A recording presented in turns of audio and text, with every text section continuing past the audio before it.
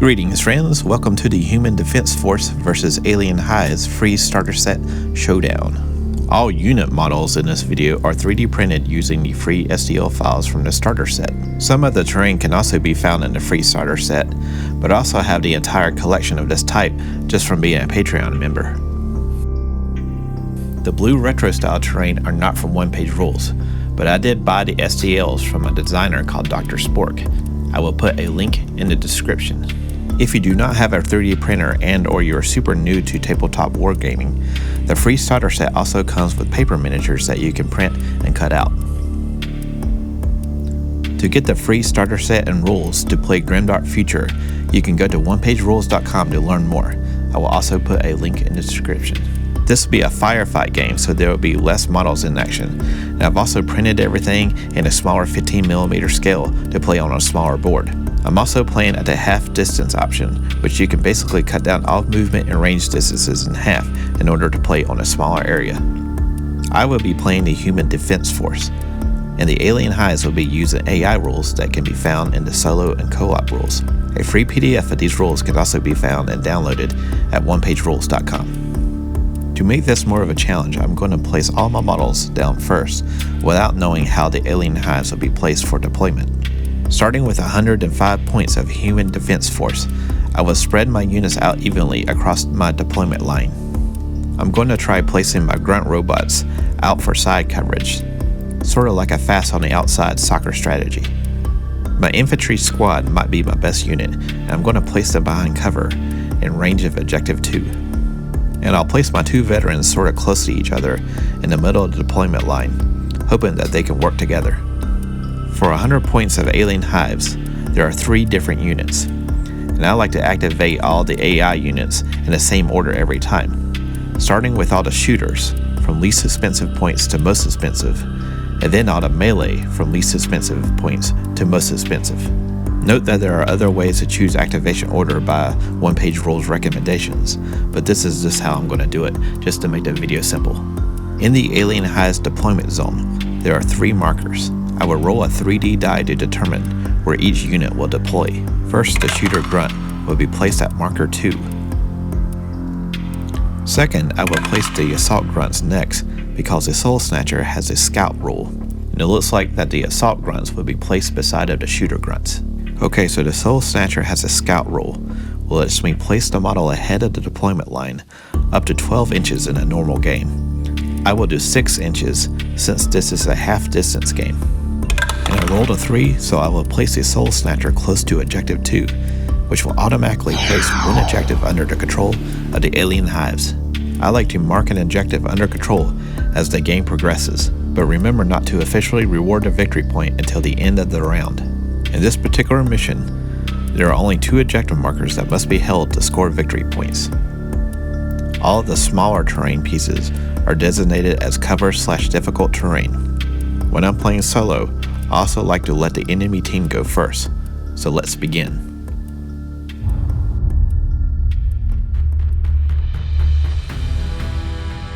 The shooter grunts will be the first to activate. Per the AI rules, they are not in shooting range of any target, so they will rush towards the closest objective. I will use my grunt robot to advance up and shoot at the soul snatcher. The grunt robot has good shot for range attacks, which gives it a bonus while shooting. So hitting on 5s, and it gets a 5 + 1 with good shot. The soul snatcher will defend on 4s, and gets it with a 6. The closest enemy is the grunt robot, so the soul snatcher will charge into it for melee. The soul snatcher has a 2 dice attack hitting on 3s, and gets a 3. The grunt robot will be defending on 5s, and only gets a 3 minus 1 AP. The grunt robot now has 1 wound. In a firefight game, after the attack, we roll 1 dice for wound check. Then we add the dice result to the amount of wounds to determine what happens to the model.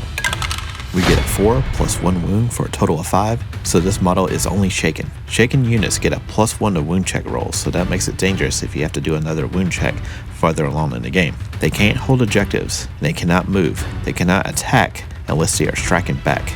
If they do strike back, shaken models are automatically fatigued. which means that they can only attack on the 6+. A shaken unit must spend one whole activation as shaken before it can be unshaken. If the dice results plus wounds equals 6 or higher, the unit is removed from play. An attacked model has the option to strike back in melee, which the grunt robot will do so, hitting on 6s, and only gets a 2.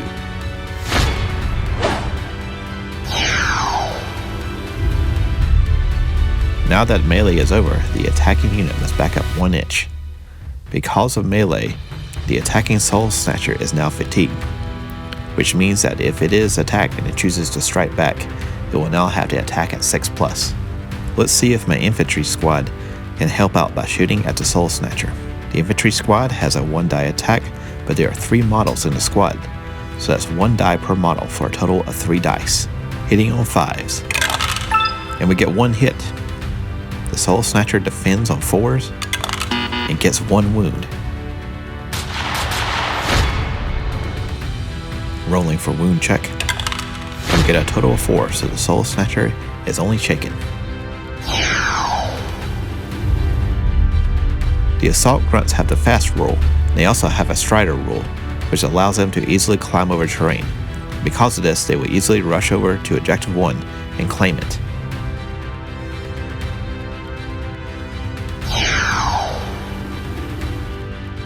My other grunt robot will sneak around and take a shot at the Assault Grunts, hitting on 5s, and they fail. My first veteran will sneak around cover and also shoot at the Assault Grunts, hitting on 4s, and they also fail. I think that will send my other veteran down to see if it can take a shot at the Soul Snatcher, since it is already shaken and wounded, hitting on 4s, and gets a hit. The Soul Snatcher would be defending on 4s. Dang, defends the attack. With everyone out of activations, that ends the round, with each team having a unit shaken, and the alien hives take the lead with both objectives under control. Alien Hives 2, Human Defense Force 0.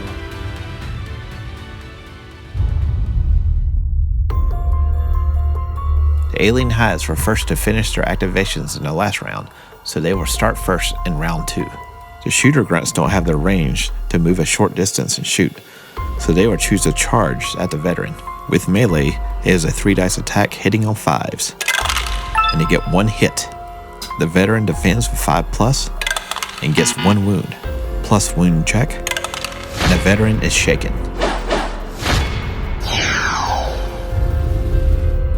The veteran will try to strike back, hitting on 6s, and only gets a 2.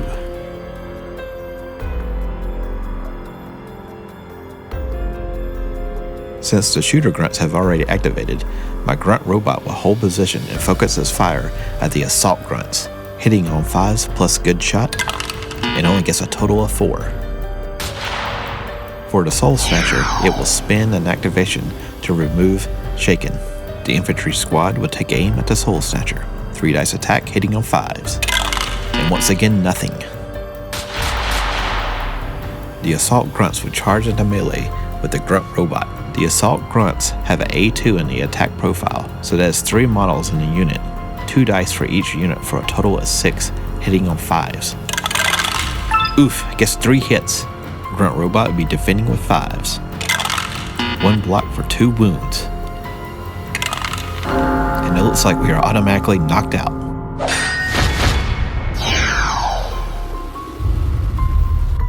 If a unit wins in melee, it can move up to 3 inches. In half distance mode, that would be 1.5 inches.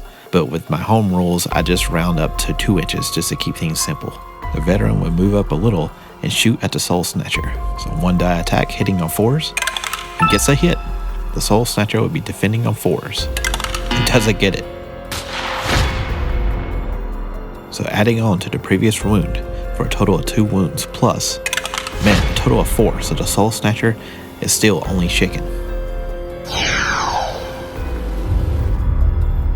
That ends round 2.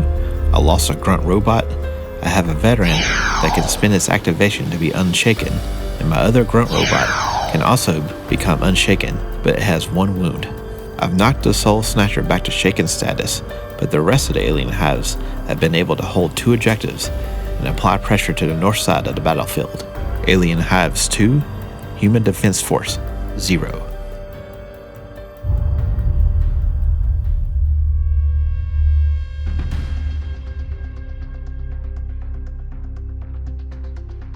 The alien hives activate first again, starting with the shooter grunts, who are now in firing range of the veteran.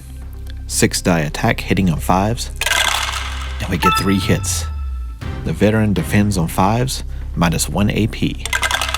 And we'll get 3 more wounds plus the previous, for a total of 4. Rolling for wound check. Still in the cane, but shaken.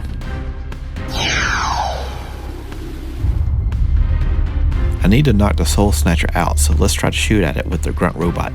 1-die attack hitting on 5s plus good shot. And gets a hit. The Soul Snatcher will be defending with 4s. And dang, blocks the shot. The Soul Snatcher will again spin its activation to become unshaken. Let's see if the infantry squad can finally hit this Soul Snatcher. 3-dice attack hitting on 5s. It has a swing and a miss. The assault grunts will swing around in melee with the shaken veteran. 6-die attack hitting on 5s. And 3 hits. The veteran defends with 5s. And the veteran reminds the aliens why he is a veteran and blocks all 3 attacks. The veteran attempts to strike back, hitting on 6s because he is shaken. And oh well. The assault grunts back up from melee. My other veteran would sneak over and take control of Objective 2. And would also fire a shot at the Soul Snatcher, hitting on 4s. And gets the hit. The Soul Snatcher would be defending on 4s. And ooh, the hit gets through. So that'll be 3 runes plus. And oh, the Soul Snatcher is finally knocked out.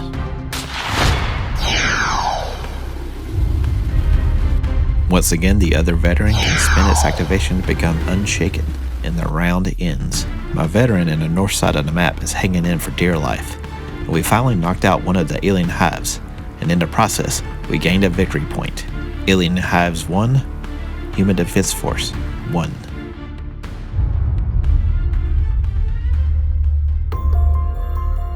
Okay, so unfortunately, again, the alien hives will activate first.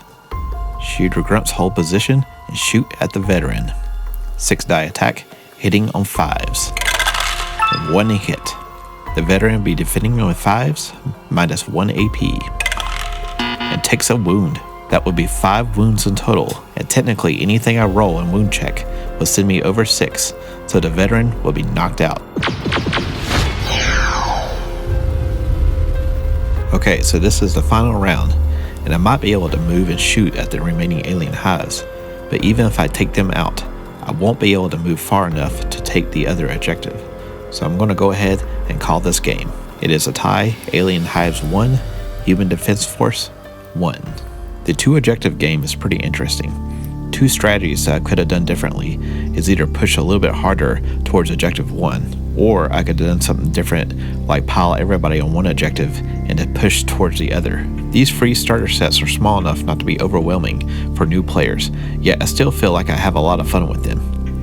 I played the last generation of starter sets several times with friends just to get a quick game in. This particular set, the Alien Hives vs Human Defense Force, showcased 2 different playstyles, shooty and close combat, which makes it pretty interesting. So thanks for watching, and remember to go to onepagerules.com to grab the free rules and models for yourself. Please consider giving this video a like and subscribe to the channel if you haven't already done so. I'm approaching 3,000 subscribers, and I'm not super into really pay attention to things like that, but it is kind of fun to hit benchmarks, so I'm hoping to hit that soon. And also, you can follow Square Table Union on other social media, such as Patreon, Discord, Instagram, Facebook, and Blue Sky. Be excellent to each other, and I will see you guys on our next adventure.